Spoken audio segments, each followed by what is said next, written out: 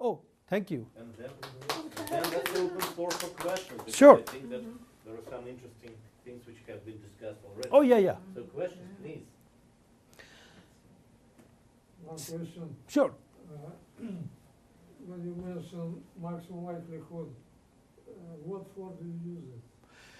Well, in this case, since we have the log normal distribution, so what I did that, the maximum likelihood is right there, Okay, whatever is distribution. I'm just trying to get as What you estimate is it? mean variance, confidence interval, and I'm just trying to see if the confidence interval of what dominance versus recessive will overlap, meaning that there is no difference in the frequency observed between these two populations. Initially, you didn't believe in modeling, but later on, you brought all these distributions and so on.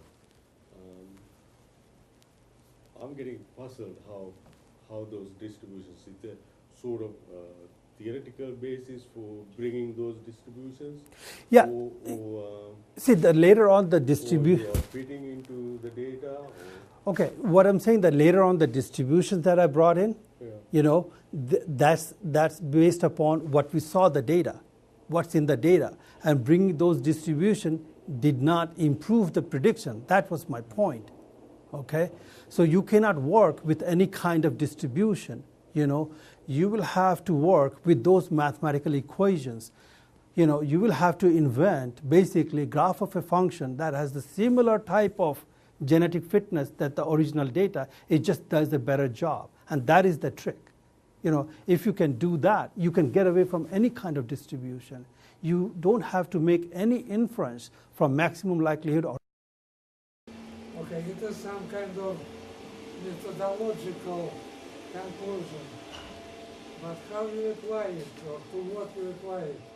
See, but Stan, it's not mythological because this is what the published papers say, and the thing is that if you look up the R square in the competition context, you will find, whenever there is an intraspecific competition, asymmetrical competition, you can use Gini's coefficient. Italian mathematician, I have used that, and you will get an R square of 80-90%, but only in cases where there was a severe intraspecific competition before.